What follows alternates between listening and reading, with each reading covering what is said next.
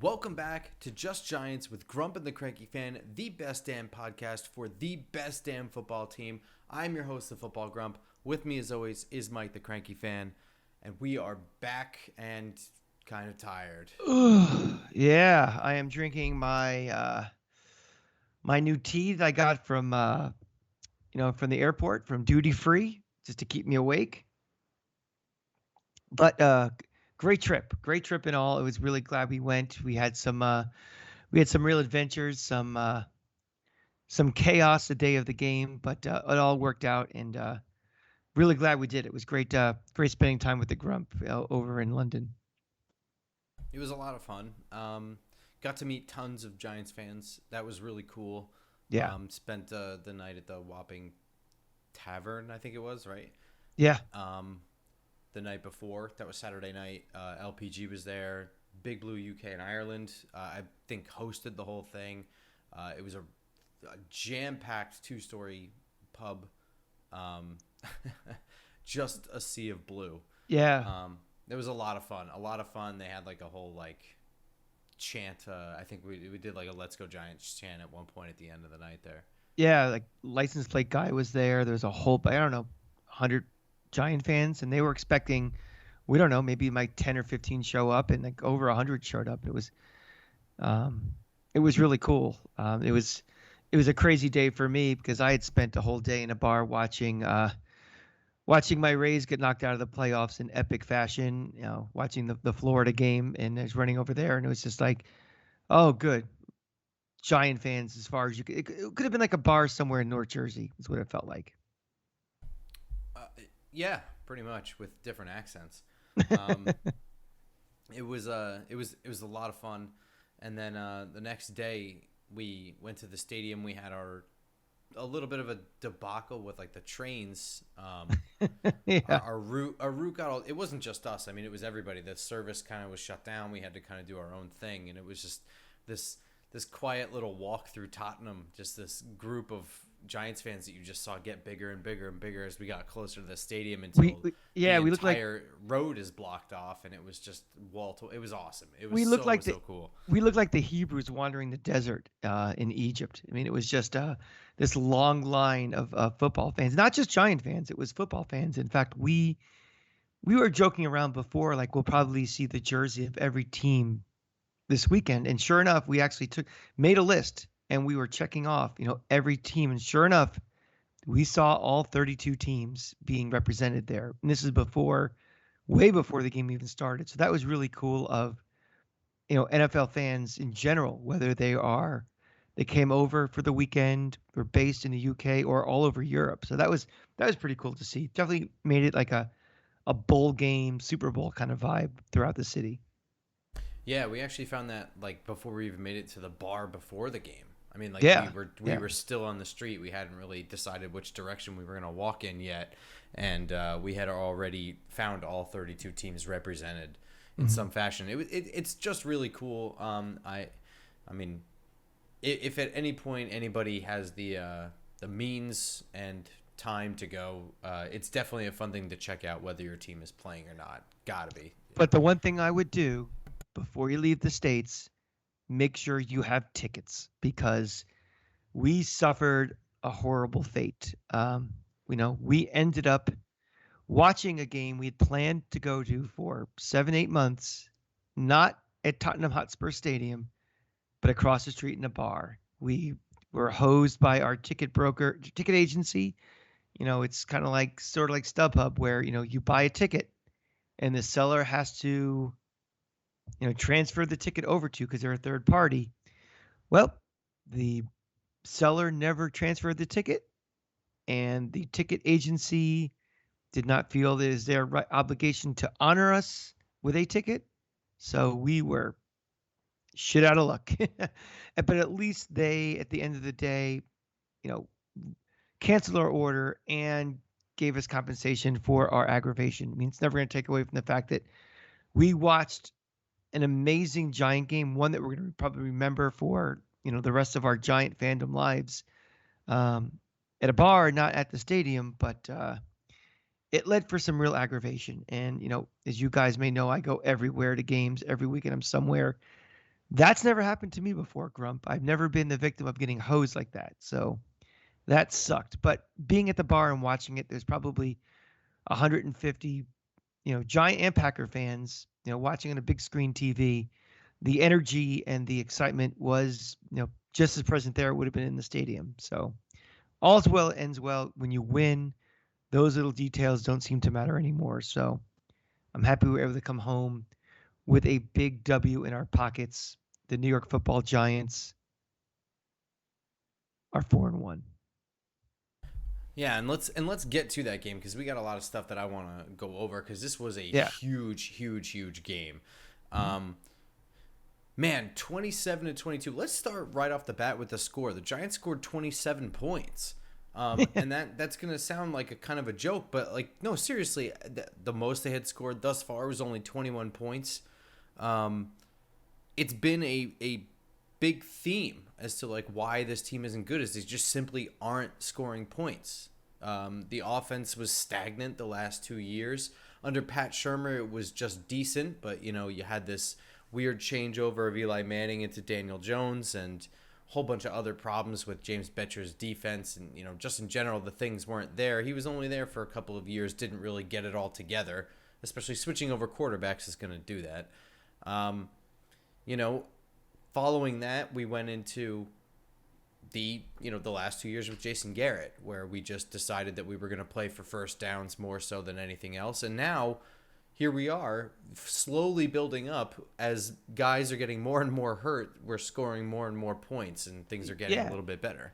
I mean, here's the thing. We don't have any weapons right now where we can have a quick strike. I mean, we had the long touchdown in the Tennessee game, but that was a fluke, it turns out. Like, we don't have that quick score capability, so we're gonna have to grind out, drives to score points. And really, with a very, very limited passing game, it makes it even harder. So it's very impressive with this is legitimately good run offense that this team has, to be able to, put up the amount of points we did against a decent team.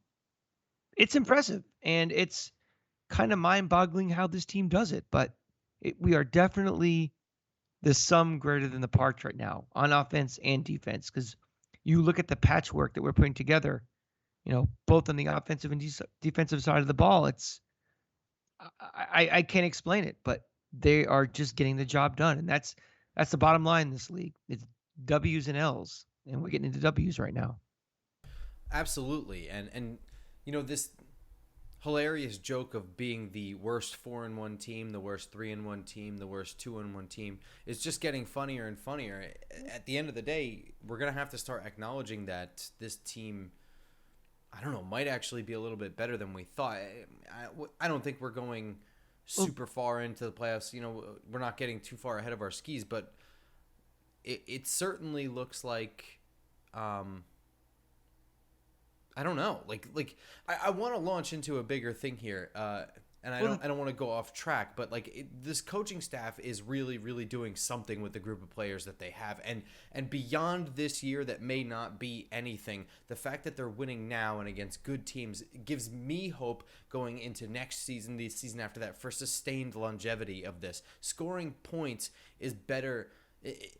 What I'm seeing now as a mediocre team scoring points, I like more than what I was seeing in 2016 as a team that was really beating the shit out of other teams, but really wasn't scoring points and were relying entirely on Odell Beckham to score some miracle play. Anyway, yeah, what were you going to say? Sorry. Yeah, no, I mean, nobody's buying into us right now. I mean, this reminds me of 2000 when it was like, well, the Giants are the worst one seed ever, but they kept being the worst one seed till they made it to the Super Bowl. So how bad of a one seed can you really be? I mean, we are a significant underdog at home next week against Baltimore. So that tells you that the public is not buying this team, and that's okay. That doesn't really mean much of anything. It's just, I think to your point, I think it's largely a product of this coaching staff, that this coaching staff can maximize what they have, what talent they currently have available to them. And whether that's getting the most out of, an offensive and defensive line, whether it means maximizing whatever skill positions are left on either side of the ball. They are putting the best players they have available into the best position to succeed. And we've seen that coaching staff after coaching staff after coaching staff that is trying to, fit round pegs into square holes, and it doesn't work. This offense may look significantly different in 2-3 years once this team has wide receivers, has a better offensive line to pass block. Um, but right now, this is the cards that they were dealt, and they are crafting a game plan and play calling based around the strengths of what we have. This is not an offense. It's going to be Daniel Jones throwing 40 times for 350 yards. This is an offense that they're going to utilize Daniel Jones is increasing by the year and now by the week his decision making and his ability to use his legs. Whatever it takes to get a first down, whatever it takes to score is what we're doing. And that gives me, this year is great. This is all bonus for me, but this tells me that this coaching staff, once we have a legitimate roster to really compete, will really make things happen. And that's what makes me really, really excited. Well, I'm going to launch into a whole thing here because I'm giving the coaching staff a star, the entire coaching staff. Yeah. Mike Kafka and Brian Dable are a beautifully creative duo. I mean, we're seeing weekly updates to the playbook, it seems like. We're seeing tons of creativity. More and more plays are utilizing all of what we have at running back. Well, don't have any wide receivers? Use tight ends one week. We've got those. Use running backs the next week. Got those. Use an end around. Yeah. The double reverse that was Daniel Bellinger's touchdown actually looked to me like it was supposed to be either a pass to DJ or it was a perfectly executed decoy with him to throw to DJ. So just things like that we're seeing week after week. They're clearly able to translate their film study to the field on Sundays. That much is evident because we are seeing completely different game plans from week to week, and we're obviously seeing points on the board. We're seeing yardage being used. That we're seeing wins. And it feels like they're adding things as they work and then expounding on them. Like, I don't think they intended to do so much Wildcat this year, but because of Jones's injury and because it was so effective in the Bears game, they just confidently ran with it the next week. Yeah. I mean, we're now in week 5, and this team is developing its identity for this 2022 version of the New York Football Giants. And that is, we are a running team. We are going to get our yardage on the ground. How we do that is now a variety of ways that you have to game plan for, and that makes it, scary for other opponents. This isn't a 1 or 2 week flash in the pan thing. I mean, this team is running the ball and getting yardage on the ground consistently. The coach. Wait. Hang on. A, I'm not done, but B, they're also throwing the ball perfectly fine in this game. Downfield for like 10, 15-yard chunks in this game. So I don't want to take away from that. They are not being pigeonholed into being a running team just because they are running the ball. This is what I'm saying about the week-to-week thing is that what we're seeing, what the downfield plan was this week, we haven't seen in weeks past. So they seem to be capable of doing lots of things, and they're doing it with, kind of, I mean, what is this, the worst wide receiver group in the league?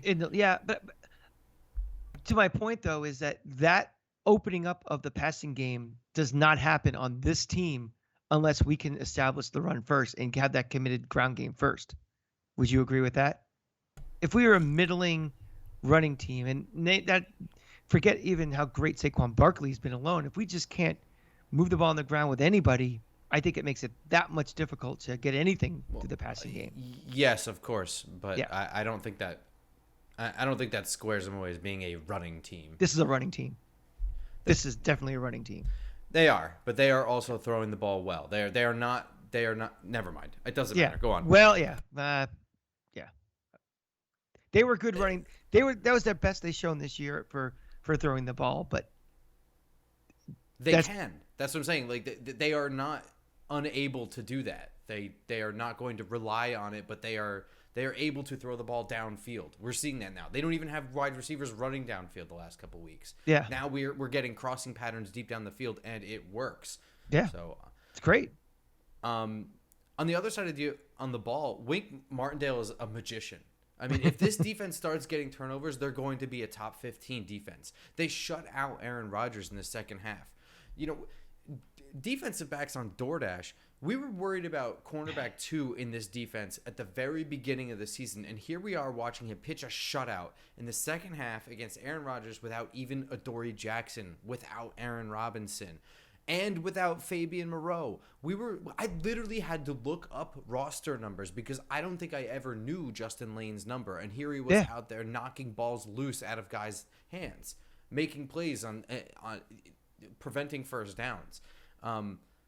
Nick McLeod getting pass breakups, although I did kind of like Nick McLeod when we grabbed him, but that doesn't matter. He stopped 2 straight heavy running teams from running the ball without Leonard Williams. He has survived 6 weeks without both of his best pass rushers on the field, except for the Bears game, which was less than 1 game, as Ojulari left that game before it ended. And he's had nothing special at linebacker this whole time.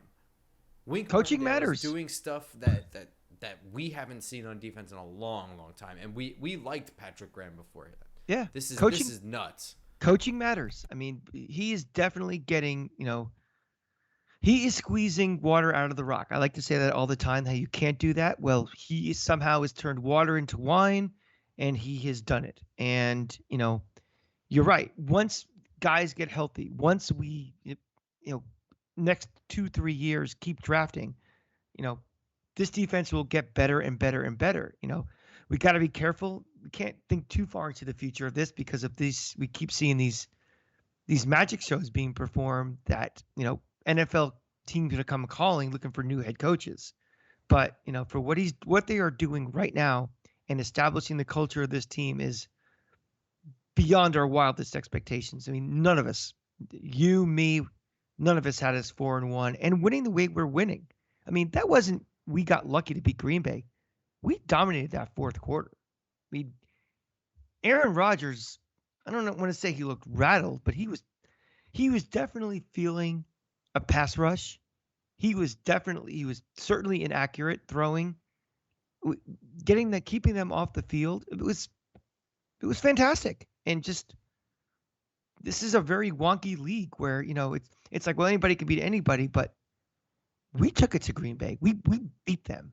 And that was. I wouldn't say that Aaron Rodgers specific. I think their entire offense they changed. I mean, they gave up on their running game. Yeah. Once the second half came around, we weren't really letting their running game do too much, but they weren't getting shut down in the run game. But once the offense started scoring points and you saw the score getting closer and closer, they panicked. They abandoned trying to run that shit. You could see it was getting confusing. They were just like, first down, we're just going to chuck one downfield. Mm-hmm. There's absolutely nothing open, and he's just launching shit downfield. And then they confused. They completely changed their game plan second right.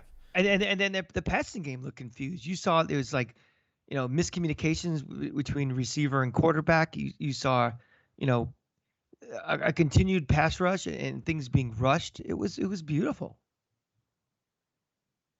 The last note on the coaching staff, which I'm giving a star to, by the way, my first star. I don't agree with everything they do. Obviously, I've complained for a long time about how they're handling Darius Slayton on this roster, and I think I can vindicate myself a little bit with this game. But I'm never going to agree completely with any coaching staff at all, and I obviously only know what I know now. I mean, I might come to agree with a decision later, but one quibble here and there is not something to scoff at. No, of course not. I couldn't be happier for the future of this team. Really, I mean, it's the most hopeful I've felt for the long haul in a while, because quite frankly, this is one of the worst rosters that we've seen the last couple of years. Yeah, that's true, and that is nothing to say about Joe Shane and about his abilities as GM. We all know why this roster had to take a couple steps back before it can start moving forward. And, I'm I'm very optimistic from the coaching standpoint about the future of this team. Now let's see what happens with the next draft or two, and get talent on this team, because this coaching staff paired with talent, whew, we could finally get out of that rut of just irrelevant football and just fluky playoff appearance and really develop something here. Yeah, and specifically fluky playoff appearances. I mean, there was no more confident part of my life than that 2008 season where they were just steamrolling opponents. I would like to get back to that. I would like to go to games expecting to be, if we lose, it's going to be by 3, because we're going to score points. We're going to assert dominance. Like, you know what I mean? Like, I want to feel confident going into games again. Let me ask you, we're not going to talk about Baltimore until the Thursday night show, which you'll hear on Friday. But right now, thinking about the game on Sunday, the way this team is, we're 4-1. Are you walking into that stadium Sunday, with the mindset where you're expecting this team to win every week, like we're a 4-1 team, or are you still, I'm still wait and see attitude? I am in my head wait and see attitude, but there's no way to come off of last week without an extra bounce in your step, right? I mean, that 100%. It's an infectious feeling of hope, but I mean, in my head, I still know what can absolutely happen out there. You know what I mean? Like, it is not far fetched to think that we can go out there and just absolutely get hammered and have a 40-10 game. That's totally within the possibility. Yeah, and I think a lot of that too. Again, I think it's this league. I mean, there are very, very few teams in this league that is consistent on a week in and week out basis to play well and expect to win. It's just, this team, at some point, this team is not going to go. Of course, you can clip this now. We can play this back in January. We're in the playoffs. This team is still, I don't think, is going to be 11-6 for any, who knows? Maybe they will be, but it's still, they are putting things in place to get to that point, which is all we want. Why do we win this game? We won this game because we're playing fundamentally well. Their turnovers are at a minimum. The missed tackles are at a minimum. Wide receivers are blocking, and people are mistakes are at a minimum. Exactly. Very few penalties. Exactly. That's huge. And so many of these giant teams we've seen for the last decade, it's just we've said that before. Team didn't look prepared this week. They were not ready to play. This game plan was not ready to beat this other team. And we're seeing those things. And that makes up a lot for the talent gap that's in this league. If you do your job, minimize mistakes, minimize penalties, minimize, missing a block, minimize running the wrong route, all these little things. And we're doing those little things. All right. Before we start sucking off the coaching staff too much, you got any other stars to hand out? Hit me with another one. I mean, you got to give it to Daniel Jones, right? I mean, I certainly gave him one. I'll let you have the floor. Though. Yeah. I mean, we were, all week it was like, is Daniel Jones going to play? We had our comments last week. Is it just a smokescreen that they're showing in media availability than him running around in practice? And watching him, now we don't need him to run 60 yards and be Lamar Jackson, but watching him run, I completely forgot about the injury. And this is the first time in his career, not only is he playing with confidence, but I feel like the coaching staff has confidence in him to play his game, to let him make decisions, do the right reads. And, things are simplified enough that he's, throwing the ball quickly and going to his first read. Or he's running, pretty quickly if he sees something. And that, playing with that confidence changes everything. You're not timid. When you're timid, you make mistakes. And he's not making mistakes because he's playing with that confidence. And, we don't win that game. Saquon Barkley's great. We all know he's great. But we need Daniel Jones to quarterback this team. Literally quarterback this team. And he is doing that. So for him, with the injuries, with everything on his back on this team, to play as well as he did against a playoff team, a legitimate playoff team, he definitely gets a star in my book. You said a while back that you thought that the coaching staff had him on training wheels. Do you still feel that way, or do you feel like maybe he was on that and they've taken them off? I'm just curious on your I thought. think they've taken him off. I think I don't know if this analogy is going to work, but I think before maybe he was on, and maybe prior coaching staffs had him on training wheels for a much bigger bicycle than he's on now. I think they gave him a smaller BMX and took the training wheels off and said, "Go ride, son." And I think that's what he's doing right now. Okay, I follow what you're saying there. Yeah, I yeah. get you. Okay. Yeah, I mean, I gave Daniel Jones a star. 21 of 27 for 217 yards. One of those was an absolute dart to Darius Slayton. He just didn't get his head around. So, I mean, really, and again, clearly a completely different game plan from last week. No, there was none of that like constant rollout shit to get out of the pocket. He stood in the fucking pocket. He stood in the pocket. He looked calm. He looked collected. He ran the ball well and smartly. He made smart decisions throwing the ball. He didn't turn the ball over at any point, though he did get stripped at the beginning. He landed on it.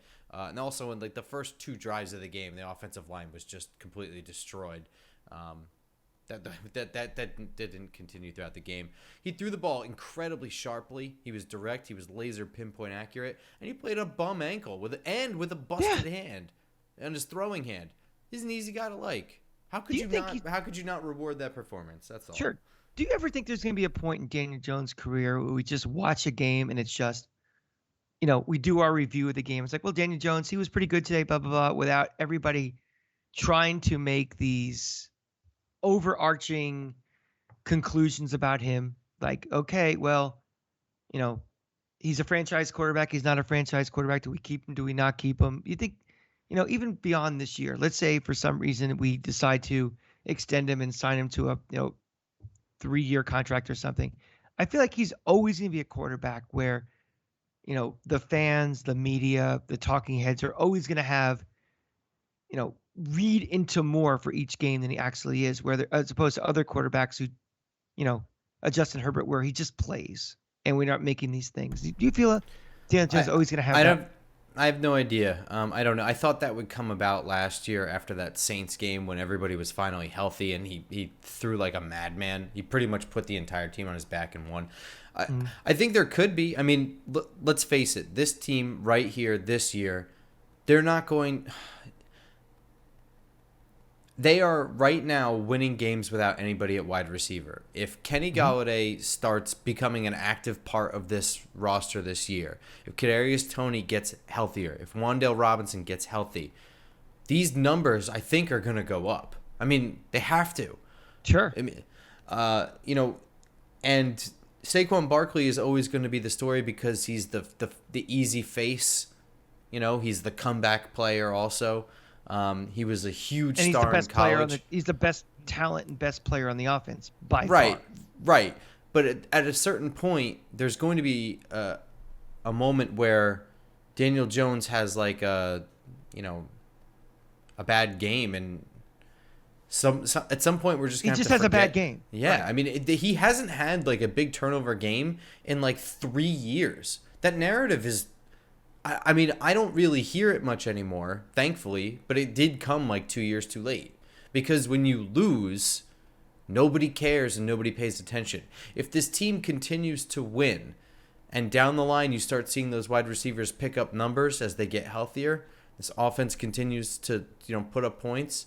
Yeah, I think it has to happen. It doesn't necessarily go that path. I mean, we never see those wide receivers get healthy. This team might start losing. We don't know what injuries are going to happen. Knock on wood all over the place. But, yeah, I think it could happen. I hope so, because to me it's very exhausting, and I just after the game we were flying back yesterday. I was scrolling through Twitter, and there's a lot of maybe Daniel Jones is the franchise quarterback. Maybe it's this. It's just like I can't do it every single Giants week. Giants fans are gonna have something to argue about on a week-to-week basis. No, at all times. These are media guys. These aren't the fans. The fans are always going to do that, but just like I just want to know, at some point, are we going to stop? Is he ever going to be a quarterback where we're going to stop making, on a week by week basis? Is he the franchise quarterback? He's not the franchise quarterback. Do you think he is or he's not? NFL media or New York market media? I think a combination of both. New York market media will never stop. Any player that has a dip will get the bad publicity, and 2 blips in a row is just, fuel to the fire. They won't let it go until there's a new thing to complain about. Yeah. If Daniel Jones has 1 turnover next week, it's going to be, Danny Nichols, and all that kind of shit. I mean, the New York market is just they're in that way. They're just in a constant complaint fit. Yeah. I'm totally going to get it. I'm talking the national ones, they should forget it. Yeah. I'm talking about this one specific thing of like this. Is he a franchise quarterback? Is he not? That storyline to me is so tiring, and to do it weekly based on each performance just driving me insane.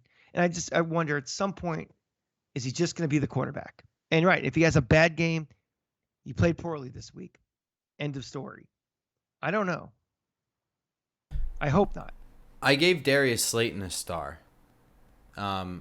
It's kind of I was going to give him just a regular honorable mention for this game, but when I thought about it, he had the one play where he didn't get his head around quick, but he still won on the route, and I don't usually hold one mistake, especially a small one like that, from someone getting a star. So then I looked at he had 7 targets. He caught the other 6. I don't know what else the dude had to do to earn a star, but there was one drive where him and Barkley, they were literally the entire offense. They moved us all the way down the field, and then Daniel Bellinger scored a touchdown. He's a situational star, because in this situation, he didn't have to be a superstar. He just needed to, when we're desperately looking for anybody to catch the ball, the fact that he was, what was he said, 7 of 7 in targets, or 6 of 7 in targets? 6 of 7. When you're 6 of 7 of targets, they don't have to be pretty. They don't have to be for gaudy numbers. It's just getting the job done. And to me, that's worthy of a star for sure, especially for a guy I have been down on for years. And again, at the time, it was like, I don't need my number 3 or number 4 receiver who can't catch. Right now, he's the number 1 receiver. And that's what I was going to say. He was 6 of 7. You may have been down on him for years, but just put yourself in the shoes of the Packers. What was standing opposite? I mean, at some point you have to put Jair Alexander on somebody. You have a good corner. Mm-hmm. Who are you going to put it on? Marcus Johnson, David Sills, Richie James, the slot guy? I mean, he was clearly the number 1 threat on the team, and he still was 6 of 7 and was picking up big chunks of yards. So it's, Well, my beef with him always was, it's just the inconsistency. Just right, of course. The Evan Ingram syndrome of, at the biggest moment, making your biggest mistakes. We know the ability's in there. It's just, can you ever be consistent? And now maybe he's been in the league a couple of years.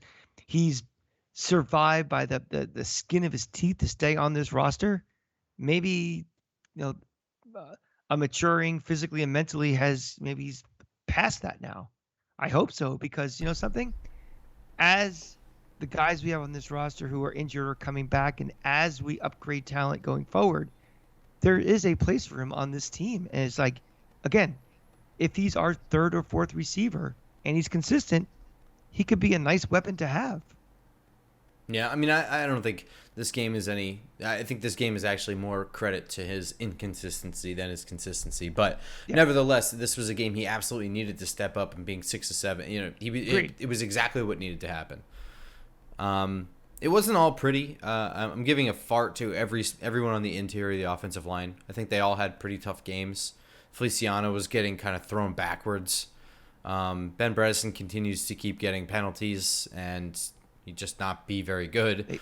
They are what they are. Yeah, but you know what? It's nice. It's nice to sit here and say that like these guys didn't play well, and like for starters, it was a struggle for me to even pick any farts for this game. And also these guys, it didn't like blow up the game at all. Mm-mm. I mean, in the very beginning, it was a mess, but they kind of adjusted, and they also had a pretty tough task in the middle against the Packers defense. So, it's just nice that to hand out farts. It's not like so glaringly obvious. It was like, well, he gave up 17 QB pressures, so we have to give him a fart. It's just like I mean, these are normal bad games for players, you know. yeah, we're past the core point, and we kind of know we're really starting to figure out this team. We are what we are, and we just know that those three guys in the middle just are not very good. And it's kind of a, we're assigning just kind of like you. This is what you are, fart, as opposed to an individual game fart for these guys, and it's one of the major things that have to be addressed in the offseason. I don't have anything else in the offense. You want to talk about Barkley for a little bit? Yeah, I mean, if this guy isn't comeback player of the year, I don't know who is. I mean, he's again, like I mentioned before at the passing game, if he isn't doing what he's doing, I don't think this passing game can do what it's doing right now. I mean, just so on only 13 carries, he gained 70 yards. He had a long of 40 in that mix as well, but also a touchdown, and the other 36 yards, as he did have over 100 yards from scrimmage, came on receptions as well. So he did have a insane game. Yeah, and it's a consistently good game. It's not one of those 3 yards, 2 yards, 1 yard, 90 yards, 4 yards, 3 yards. He legitimately scares the shit out of you every time he touches the ball. And how do you think he stacks up this year? Sorry, I didn't mean to cut you off there. No. Because the way you said that just kind of sparked something in me. The way he legitimately scares the shit out of you every time he touches the ball. Do you remember the last time you felt that way about? I guess the last time you feel that way about a player is probably Beckham, right? On this team. Oh yeah, sure. But a thing with a wide receiver is how many times is he, going to touch the ball? I mean, to me, that's fair. But my real question was going to be, what was the last running back you felt that way? Is it Barber? Tiki Barber. When he had that run where he was getting those 200-yard games, it was like, every run could be the big one, but still, the guy's getting 5, 6, 7 yards every time he touches it. And yeah, I would easily say going back to him. Yeah, that's some pretty high praise. So. Yeah, those were the days. Oh God, yeah. For an individual running, anyway. I mean, I liked those running back by committee groups under Coughlin with Jacobs and Bradshaw. Those are different. Those were a lot of fun. They're totally different. Those are great units that you could. Yeah, that was like a collective bulldozer moving. Barber and Barkley, they're kind of a little bit more like a lightning strike kind of thing. Right. And that's what scares us. The thing that scares you the most is at any moment you're down 7 points. And that's what Barkley gives you. Or at least at any given moment he's completely flipped the field. And in a game, where the Giants are not going to be playing in shootouts. We're encouraged by their scoring more points, but I don't think there's going to be many 45, 41 games out of this team this year. Something as simple as just flipping the field for field position can mean a lot in a half. And anytime he touches the ball, that is very possible. So it's just a real joy to watching him. And, I know we said this kind of tongue-in-cheek in the offseason. Well, what if Barkley has this amazing season, ungodly? What do we do at the trade deadline? Or, right. Does Daniel Jones all of a sudden playing well, does it change your opinions? And now we're going to have to actually have those conversations. That conversation. I don't want to do it today, but it's definitely something that we've already, we'll be having those talks. We've discussed when and how. Yeah. Is it time to flip to the defense? It's time to flip to the defense. All right. So, hot damn. If I had told you that they would shut the Packers offense down to only 20 points, would you have really thought that possible? I mean, did you really think that this group would stop Aaron Rodgers at that? No. You really thought they would move the ball a lot better in this game, I thought they were going to beat the shit out of us. I don't remember what my prediction was, but it wasn't pretty. I know that. Holy crap. I mean, I'm going to award a star right away to Dexter Lawrence. This is the second week in a row. I alluded this with our conversation with Wink Martindale and the coaching staff, but he was a monster in the run defense again, and without Leonard Williams. This was the time that he needed to step up again. This is another really good running team. They have two very good running backs, Aaron Rodgers himself is an incredible runner in the pocket, behind the line of scrimmage, downfield. He's good at manipulating guys with pump fakes. And he was a force in the run game. The Packers completely struggled to run to the way that they liked, and like I said, they panicked when the score flipped, and they gave up trying to run the ball. They gave up what they're good at because we were not letting them be good at it. I mean, that is the definition of dominating. I mean, when you change the other team's approach to how they want to play the game, and they did it without one of their better run defenders, thanks to Dexter Lawrence stepping up. In addition to that, he also contributed to that second half shutout. He had a huge sack on third down that pushed them out of field goal range in the third quarter.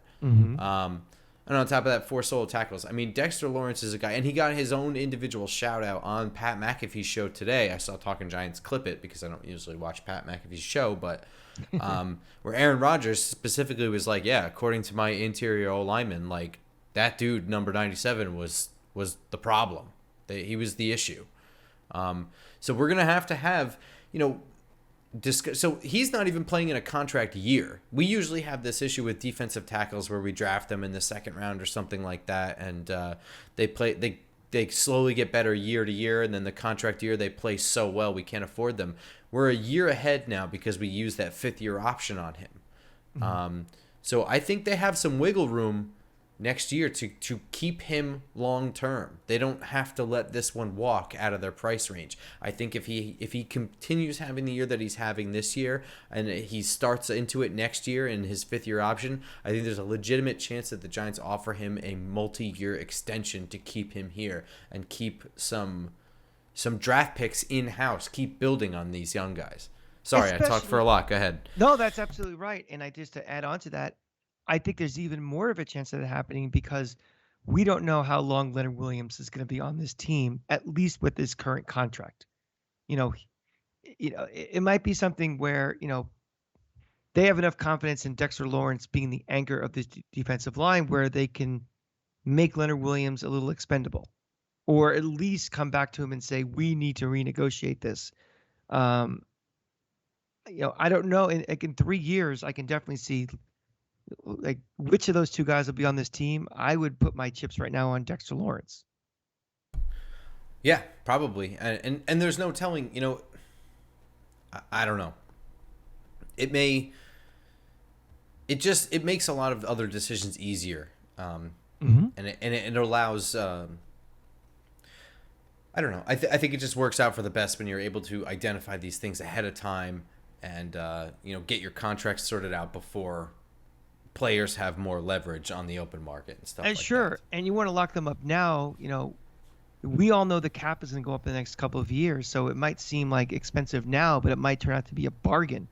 There's going to be, they have to renegotiate with the TV deals. The Sunday ticket thing is going to bring in a ton of money to the league. It's going to all raise the cap. We're getting out of the COVID years for the formula going forward. There's going to be a lot more money for all these teams. And I think if you can lock up these guys now, before, when there's more cap, players are going to want more money too. So it may be a wise investment now to lock him up now.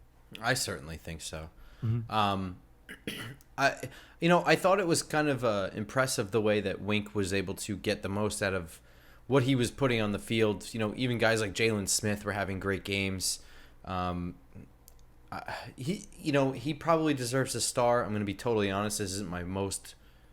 I usually watch the game multiple times before doing. Forgive us. We had to go half around the world. So yeah, no. Not only that, our travel day back was extended longer than it should have. So I wasn't really even able to do a whole bunch of that. My whole sleep schedule's jacked. But individually, it was hard not to notice Kayvon. I mean, both live and when I did rewatch it. He was wrecking shit all game. To the point, all the way to the point where this is kind of ridiculous. He caused a false start on the last play of the game, the Hail Mary. I mean, like, that is the one play. We were in probably the only time Wink Martindale is going to have like an umbrella defense where he's definitely only rushing 3 or 4 guys. Right. And so you have a numbers advantage with the offensive line, and he still drew a false start on the play. And he was a constant disruption in the backfield, key part of the run defense. He was batting down the balls at that goal line stand there. One of the balls I think hit him directly in the face. You know, he looked like a vet out there. This is only like, and I'm not saying that like, I don't think that's hyperbole. I mean, he literally, if I had never seen this roster before, didn't know anything about this team, and you asked me what I thought of him, I would say that he was probably in his third or fourth year in the league, clearly a young guy with a lot of talent. You know, he looked comfortable. He wasn't making mistakes. He looked dominant. He was wrecking stuff. And I know that the Packers have a banged up left tackle, and so they're kind of moving him in and out with another guy, and then the right tackle shouldn't really be a tackle. That's kind of not really relevant to my point. Yeah. He had a huge game. He's playing with a sprained MCL. It's basically like his third NFL game, and he played dominant. I mean, And he what also more can we missed, want? and he missed most of training camp, the preseason also with the injury too. So his game reps are limited still. I know. This goes back to college. I always love guys with single digits who are pass rushers. They just look leaner, and they look like just machines. And Thibodeau just reminds me of guys that Florida had in the past. These guys like Dexter Fowler or something who just look so lean and just going after you. I mean, what I'm trying to do right now, even in this 2022 season, is watch a guy like him and just extrapolate out to what is this guy going to look like in 2 years. And to me, I see a wrecking ball coming. Once this guy gets a little bigger, a little stronger, more experience, more experience on the field, more experience in the film room, he's going to be as advertised. And I don't care about his individual numbers. If he only has 2 sacks this year as opposed to 4, he's doing the things already to disrupt, like you started this little piece. And he's just going to get better and better. And the more attention that offenses have to give to him is going to free up other guys to do their damage. It's going to make Azeez Lowry, make him better on the other side. It's going to, open up all these different things. So I am really, really excited, not only for what he's doing now, but what this is going to become as we go along with this team. Starting to look like a team. Yeah. Like we're sitting here talking about players playing at a high level, worthy of stars at all different position groups, guys standing out. And to be honest, it's not an overly talented roster. So it speaks to the coaching staff, but also the coaching staff is getting the untalented guys to play well enough so that the stars can shine, if that makes sense. Because it felt like most of these guys, like Saquon Barkley's been here for years, but he's been dulled by an inability to get the most out of what was on the roster at offensive line, at quarterback, at wide receiver. I feel like that's probably the most articulate thing I've said this whole episode. And it just came out of my mouth like that. It is 100% spot on, and that's what should be clipped on Twitter this week from this show. Really. Because you're right. I mean, you will win games when your best players play at their best. I mean, look at the baseball playoffs this week. Why are the Mets watching the playoffs on TV? Because their best players, their pitchers, sucked. Why are my Rays watching the playoffs the rest of the year? Because their 3 best hitters sucked. You win when your best talent does the best. And a lot of that is their own ability and making things happen, but they have to be put in that position to succeed. And we finally have, I believe, an organization that's doing so. The coaches to put them in a position in the individual game, a front office that will surround them with the right pieces around them to maximize those stars. So we're still early in this process. And we'll check back in 2 years when, hopefully, this core of this coaching staff is still here and they're still developing. But I feel like we are set up for long-term success, and I'm very excited. At the same time, I'm really excited about, this week, the next week, and the rest of the season too. It's not like imagine in the future this will be like. We're getting tastes of it now. That's the best thing that could happen to this fan base and to that team as well, is tasting a little success to make you work harder to make the future come faster. Yeah, absolutely. That last bit there is crucial because it's not just giving us hope; it's giving us glimpses. Mm-hmm. So yeah, they're not fluky. These are real wins. Let's go around the league. Yes. We're not surprised that Washington shit the bed when they had the lead for most of the game against Tennessee. Tennessee came ahead and won. Do we think that Tennessee is bad, or that maybe the team is just kind of falling apart, or is this just a huge mistake in trading AJ Brown away? I think it was a huge mistake. I think they're just a very I think they're missing something on offense now. They had. yeah. I mean, they had a nice balance of things. I think now that he's gone, that balance is gone, and now you're relying on a running back that might be past his prime a little bit, and that goes downhill pretty quickly. I'd say they're a slightly below average team at this point. The Eagles won again. Who the hell did they play? They beat the Cardinals 20-17. I didn't watch that game. Did you see any of that? We got back to the hotel and we put Red Zone on and just was catching some highlights and stuff. They're like just curious because the game was close. They only won by 3. The Eagles have been kind of beating the shit out of everybody. So just curious on how close that game was. I just saw some highlights, to be very honest. And hey, you know something? The great teams are not going to blow everybody out every week. They're going to find ways to win. And true, yeah. How about Dallas beating the Rams? Now, what do you think? Now, I guess it's not surprising to think the Rams might not go to the Super Bowl at all, right? Yeah, I'd say that'd probably be the case.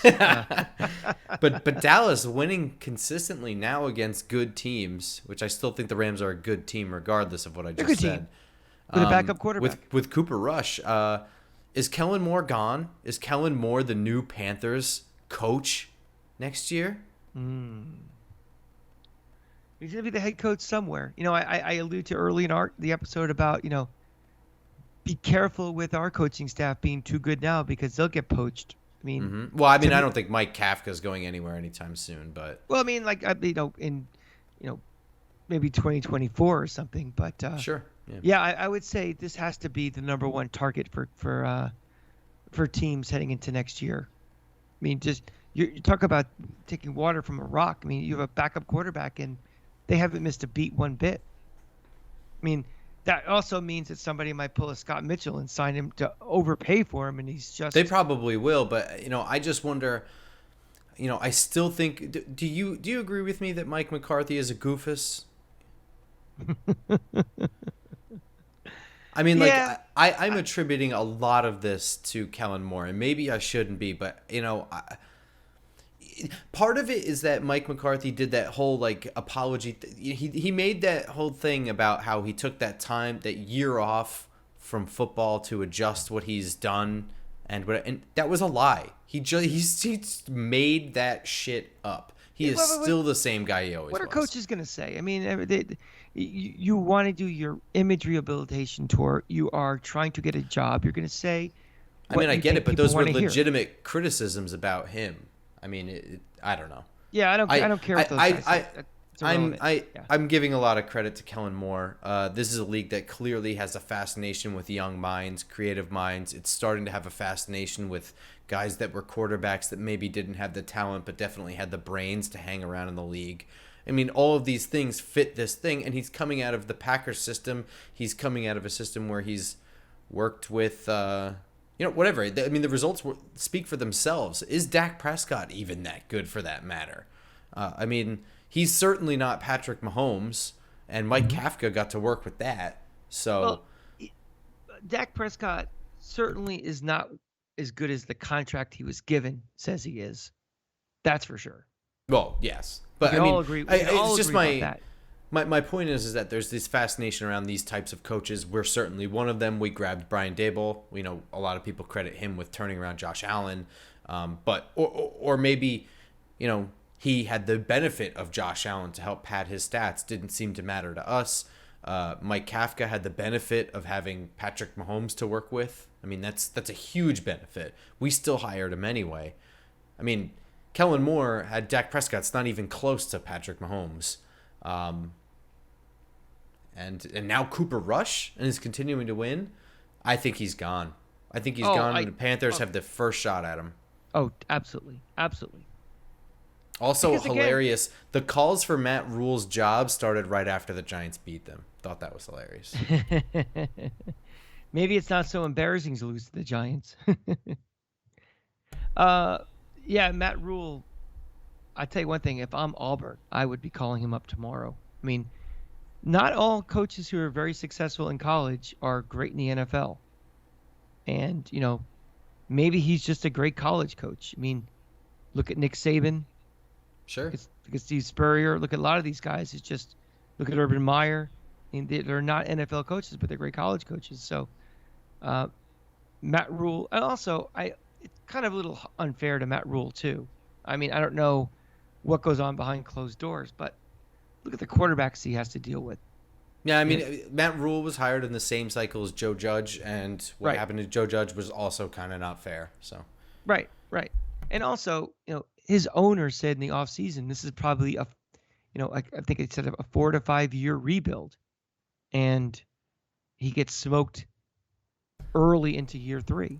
So it's just, I think people don't know what 4 to 5 years looks like, or they just expect progress along the way, But yeah, progress like that doesn't really work unless your quarterback situation is somewhat sorted out. I mean, you can't be for 4 years dicking around at quarterback and expect to see progress. It's everything. I mean, it's quarterback and coach. That is, you don't have both of those, you're never going to be anything in this league.